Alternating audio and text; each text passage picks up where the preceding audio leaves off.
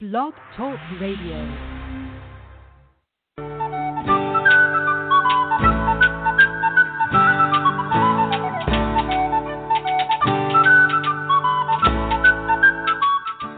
Welcome to the Spiritual Unity Radio Network, a station dedicated to the concept that all manifestations of the divine are equally valid. Join Reverend Terry Power HP, Robin McKean, and all the hosts for programming covering a wide range of spiritual topics, right here on Blog Talk Radio.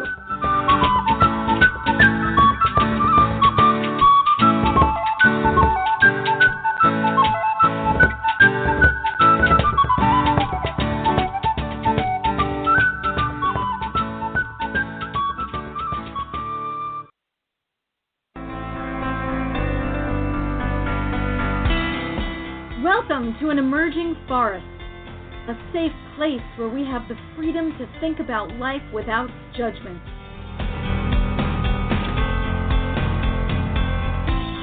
We take a look at society, we examine it, and we allow for the possibility of something new, something different.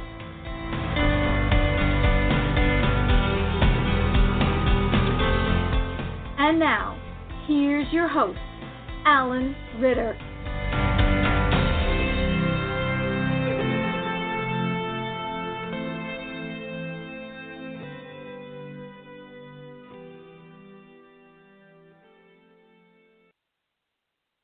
Well, welcome everyone to this first September weekend in 2018. It's another Sunday night, and it's time for another exciting episode of An Emerging Forest. And a quite frequent flyer in the forest is none other than Mr. David Miller. Welcome, David. How are you? Dave. I'm actually really good. I'm looking forward to us going into the fall and the change of weather and atmosphere. I've had a very full summer. This is the first time that I've actually done two major events in the same year, and I found it much different this second Touch Mother Earth, because the location was different, and I knew the location, but it changed some of the dynamics. So, for example, when we did the one first week in June at Mount Eden, I had access to 40 indoor beds, including cabins and a main house. And we offered camping. But for this event, it was camping only. And it also behooved me. I knew that I didn't have to go get real crazy like I did in June. You know, in June, there were 5 activities going on at any one time, whether it be the music, the kids program, the outdoor program, the body and spirit, yoga, etc., or demonstrations, etc. In the interim, went up to Permajam, and we're both on our 3rd year, and I looked at how he had maybe just 1 or 2 activities at a time, and it made it much more intimate. He also had communal meal time, so it wasn't a kind of thing where you would go up to a food vendor at any time and ask for food. No, we had set times, 11 for brunch and 5 for dinner on Saturday, Sunday.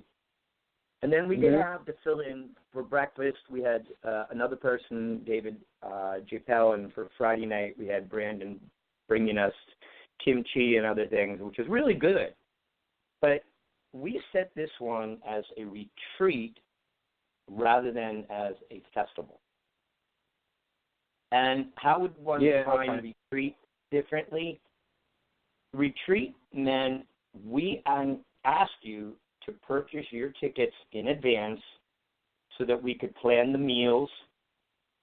We made it the focus on only no more than 2 workshops at a given time. So if you didn't like workshop A, you had workshop B, or you could go to none and just visit the land. And what happened was it was partly like picnic grounds, very open land, nice rolling land that's easy to explore, open if you want to set up your tents there.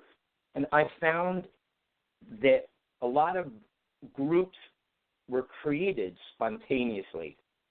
So there might be 5 or 6 people. They would decide they wanted to have a meal under a tree.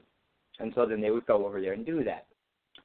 The other thing was people did want to camp up in the woods. And I said, it's not very level up there, but they managed to figure it out. They got their vehicles up there. There was about 6 or 8 tents that wanted to be tucked away in this really pristine forest, which also was very nice and cool. And the music was mostly focused, instead of all-day music, we had it at night. So you had your meals where you gathered, and you had your night music where everybody gathered. And it brought community together in an even stronger fashion. People danced together. After that, we had a drum circle with fire, and everybody that wanted to drum went up there. And again, this camaraderie. Now, a lot of the folks that were there in June. So this is what encouraged me to do it. They were saying, do we have to wait a whole year? Well, no, we'll do something. It just won't be quite as crazy. And I'm glad that it was a lighter version because it really was that much more intimate. People had time to talk and connect between events. You weren't running around crazy because if there was only 1 or 2 events, it was either inside or outside of the barn. And we did come together with music on Sunday afternoon, which was sort of a nice way to chill. But because we had less choices, the workshops were packed. We had a Mexican raw cacao ceremony Sunday morning that had, I believe, 33 or 34 people in it. And it was beautifully led by my friend Leticia, who takes her Mexican heritage seriously and authentically taught us how her grandma, she would see her grandma mixing the cacao and making the chocolate exceleur, if you want to think of it that way. And she had her daughter, who's quite young and in training, to learn for the next generation. And it was beautiful to be received by both of them. We had other spontaneous things. There was a Reiki share circle that was scheduled, but after it was over, they bonded and wanted to do it again, so they continued it. And there were people that there were also sort of other Pied Pipers. They would go around and gather people. There was definitely communal talking, and at the meals, we did a talking stick. Now, a talking stick, for those who are not familiar, you'll have a facilitator, and for Saturday, it was John Lee Rooker, because John Lee represents an entirely great community, the Permajam community. There were 27 people from Permajam that came down to visit us and stay for the weekend. And how appropriate to have John Lee be a part of it. And what he would do is he gave some general information out about community, protecting the earth, sustainability, and permaculture. And then he said, does anybody have an opinion? And if they raised their hand, the stick would go to them, and then they could talk. Could be 2 minutes, it might be 6 minutes. They would hand the stick back. And then what John did, which was very beautiful, is he would add clarity and say, okay, I understand. So what you're sharing is this, and that. And then the next person had a chance. And I heard more ideas of people who are ready to change the community and reclaim it.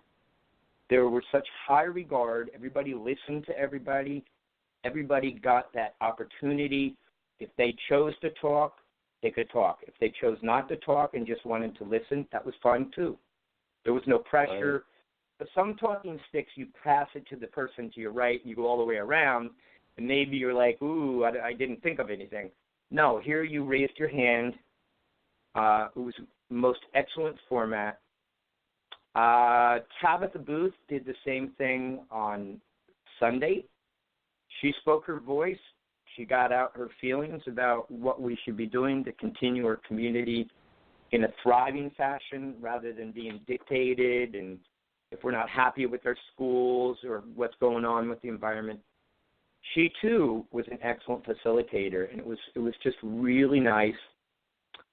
So being intimate as a retreat was definitely a successful sign. I would like to continue some of that energy because it was a lot more private. The public was invited, but it was pretty much a lot of the people kind of knew each other or had seen each other over the last couple of years, whether it be at Touch Mother Earth, Permajam, Karma Fest, maybe Love Light. But Permajam and Touch Mother Earth are really the ones that are setting visionary goals where we're not just doing concerts, we're not just doing only yoga, we're not just, we are making sure we have workshops. And we're making sure that we have time for the public to participate in deciding what they want for the next time. In fact, we're going to be putting out a questionnaire. It also was easier to put on. I did not need all these coordinators. It was almost like I used to do in my backyard when I could have 80 people in my backyard, and we'd have 1 or 2 workshops and space it out with meals and all, and have the fire. So I was very, very excited to see how it was some of the best of Touch Mother Earth's goals, but in this setting that definitely was more intimate. So we do have some callers, Dave, and okay. We actually have 3 people. We have 3 people who are on hold, and I'll bring them out now. Is that okay? Please. Okay.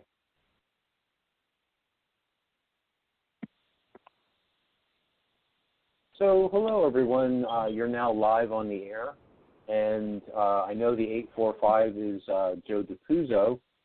Who's the 732? Hello? Hello, everyone. You're on the air. Is this Kellie? Oh, hi, this is Kellie. Hey, welcome. Sorry about that. No, that's fine. How are you guys? I'm thrilled to be part of this podcast. Thank you. All right, and awesome. Kellie, you are a good person to share because you were in one day at Touch Mother Earth in June, right? And then... No, I was there 3 days. I was there all 3 days. Oh, that's right, you were there 3 days. So how did you feel the two were different? Well, I loved the festival. The festival was spectacular. It was my first experience with it.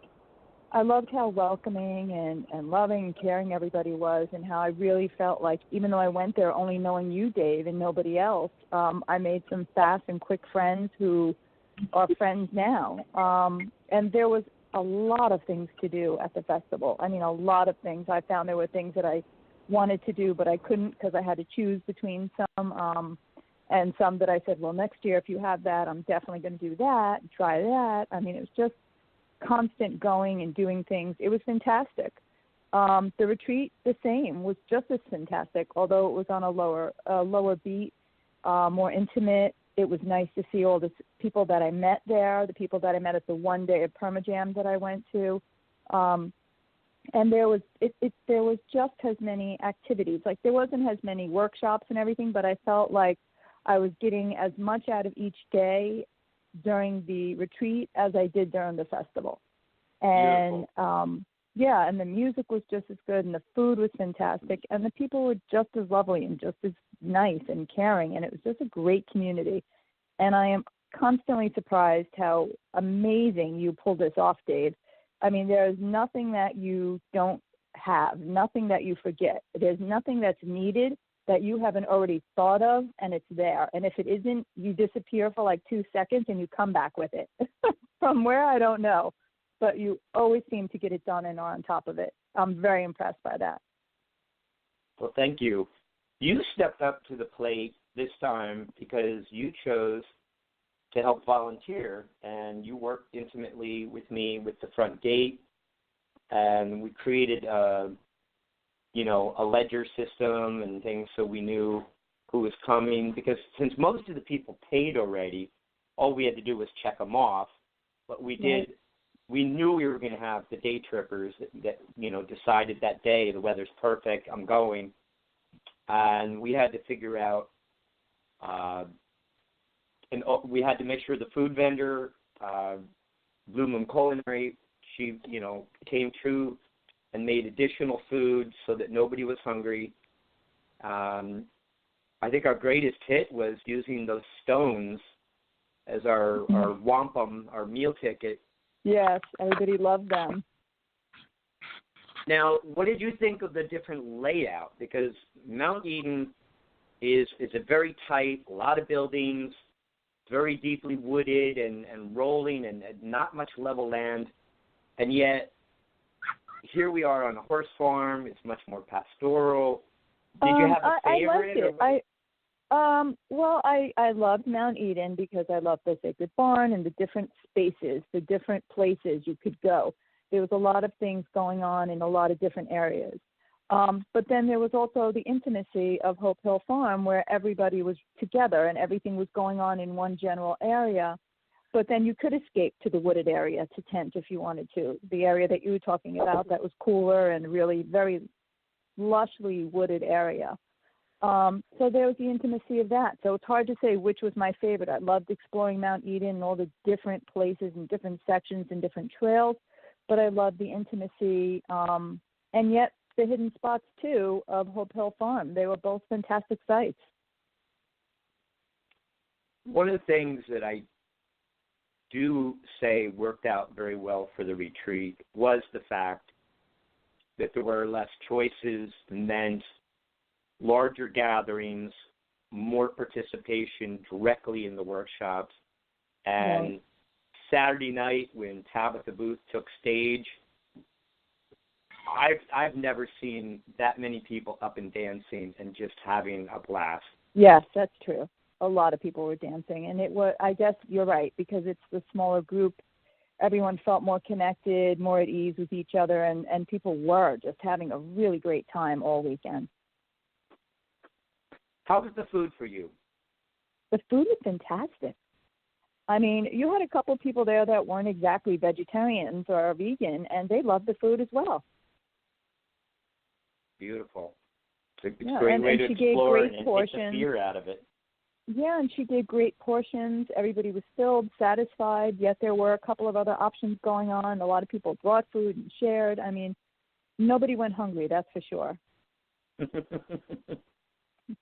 And I think one thing for me, even though we weren't able to get close to the horses, just having their presence on site was very warming. Yes. Oh, yeah. And they were gentle. They were quiet and moved gently, and they were just really sweet horses, and it was a beautiful vision.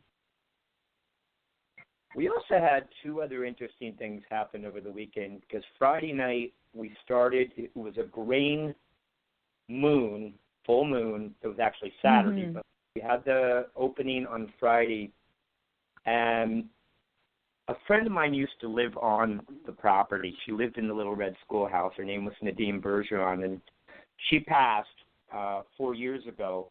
So we honored her, and while this ceremony was going on, Coco Pelli was able to bring everybody and weave their hands in and out. We had 3 hang gliders overhead flying over us, and that blew me away. And then Saturday, we had that hot air balloon that hovered over us that I was so sure was going to come and land in the field. It just lent itself. It's part of the way Hunterdon and Warren County are. The balloons will go out at a certain time at night, and that just it was just like a blessing just to see it and feel it. Right. Yeah, that's true. That was a beautiful moon. Is there anything else that stood out for you? What about the hot air balloon that was practically on top of the barn and waving to us, and we were talking to it? And yeah, that's what I'm talking about. The hot air balloon seemed like they wanted to land and join us. They were waving to us and cheering like they were wanting to see what we were doing. It was great. Now, did you have what workshops did you attend?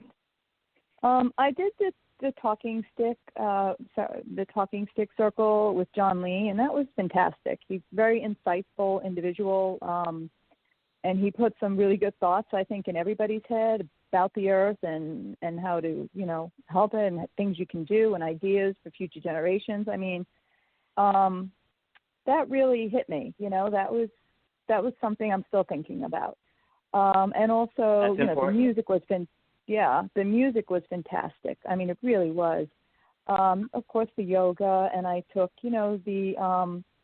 the walk in the woods for the different herbs and the mushrooms and all that. How to take your passion and turn it into a business. I took that. I mean, just everything was wonderful. The monetize with Irina. Right. I mean, everything was just really great. And then I had the healing bowls, a massage, and that was the first time I had done that. And that was one of them. Like, he put the bowls on me, and I'm like, what exactly are these things going to do? And he donged them, and I felt it through my whole body, and I was like, so that's what they do. So you put them on your different chakras, and they're tuned to and each you chakra. really feel it, like you feel it in your throat and in your chest and everything. That gentleman from Vermont is coming back. He got some of the highest accolades, and that's something that's interesting. That people were willing to drive. Our first two volunteers, Wind and her friend, came down Thursday night from Maine. Right. And we're very, very integral in just making things run smoothly. Just like kind of the meet and greet, the good energy, and met them at Permajam. Right. This is where we are co-creating community. Now, we also had another person. Can we bring Joe on? Yeah. Everybody's on. How you doing? Joe. Hi, Joe. You actually created some spontaneous moments over the weekend. You gathered people to do group alms. And why don't you share your feedback on this event? I think that this community, we all are light workers, and I believe that, in the near future that we're going to be called up. We're going to be saying, hey, we are shining light, and I think that as we get together as a group, that light shines more. And I think that, there's this. I really feel like I feel like I'm at home when I'm there. Like I even just walking around and talking to everyone, and the people that were there, like that had the massage and the people that were selling things. And it was just. I had such a good time. Like I didn't want to leave.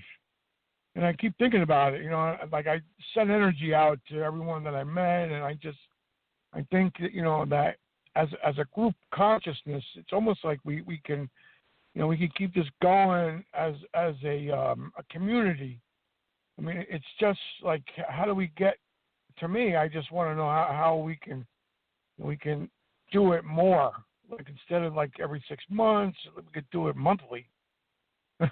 Or weekly. You did mention that at one of the circles that we should have, even if it's a potluck in different states, different areas, so that we always keep together. And of course, Facebook has been very helpful for us having group chat. But we need to remember it is year round if we choose to do it. Yeah. I really feel like, like I said, like there's going to be a time when there's going to be some kind of like, a disaster or some. And we're going to need all of us to come together as a group, so we can shine the light. And I think that it's permeating, like it's ready. You bring up a very valid point, Joe, is that by our building our community, we're building a trust so that if there were to be an emergency, we know already to look into each other eye to eye, and our heart is already open, and we trust one another. Yeah. It's community is very important. Like I'm right now. I'm talking to you guys. I'm sitting on the Hudson River, like on the pier, just like listening and talking. Looking over the new Dapuzzo Bridge. Are you in Jersey City or Hoboken? What's that? Are you in Jersey City or Hoboken? I'm in Nyack. Ah. I didn't even know the Dapuzzo was rebuilt. Yeah, wow. We did so it. Who else do we have online? We have another person, correct? Actually, we have someone at 646, and then we just had someone else join us. Go ahead. Sorry, who are you? And join the conversation. This is Irina. Hi, Irina. How are everybody? Hi. Hello. Hello. How are you?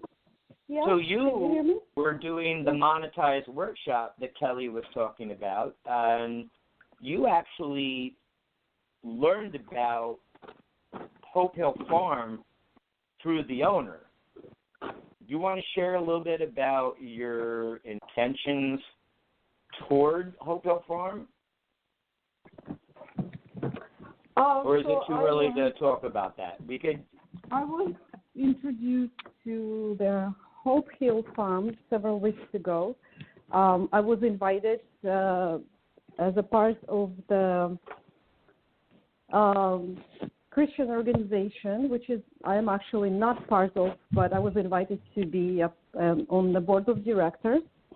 And we were planning to purchase the Hope Hill Farm. We're actually planning still to purchase Hope Hill Farm for retreats, to do the Christian retreats. So I was introduced to this group of people several weeks ago. I think, on the week of the event, Dave, we spoke on Monday, and actually Therese introduced me to you, and we spoke, and I signed up right away.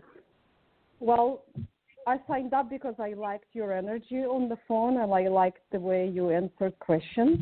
I asked you several detailed questions about why you're doing this event, and you gave me a long answer, and I liked your long answer.